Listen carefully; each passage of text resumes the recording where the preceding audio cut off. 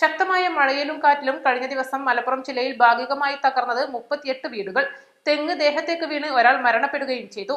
Thirunavaya south പല്ലാറിലെ അഴുക്കുറ്റിപ്പറമ്പിൽ കൃഷ്ണനാണ് മരിച്ചത്. 57 വയസ്സായിരുന്നു. തെങ്ങിന് തടമെടുത്തുകൊണ്ടിരിക്കെ സമീപത്തെ തെങ്ങ് ദേഹത്ത് വീണായിരുന്നു അപകടം. പൊന്നാനി 2, തിരൂർ 9, തിരൂരങ്ങാടി 9, ഏറനാട് 7, പെരിന്തൽമണ്ണ 4, നിലമ്പൂർ 3, കൊണ്ടോട്ടി 4 എന്നിങ്ങനെയാണ് വിവിധ താലൂക്കുകളിൽ ഭാഗികമായി തകർന്ന വീടുകളുടെ എണ്ണം. ജില്ലയുടെ പല ഭാഗത്തും റോഡിലേക്ക് മരം വീണ് ഗതാഗതം താൽക്കാലികമായി തടസ്സപ്പെടുകയും റോഡിൽ നിർത്തിയിട്ടിരിക്കുന്ന വാഹനങ്ങൾക്ക് കേടുപാടുകൾ സംഭവിക്കുകയും ചെയ്തു. കാറ്റിൽ വൈദ്യുതി തൂണുകൾ പൊട്ടിവീണ് ജില്ലയുടെ പല ഭാഗങ്ങളിലും വൈദ്യുത വിതരണവും തടസ്സപ്പെട്ടു. തിരൂർ കൂട്ടായിയിൽ നിന്നും മത്സ്യബന്ധനത്തിന് പോയ 3 ബോട്ടുകൾക്കും കാറ്റിൽ ഭാഗിക നാശം സംഭവിച്ചു.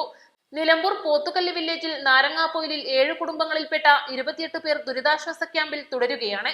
East live, Malappuram.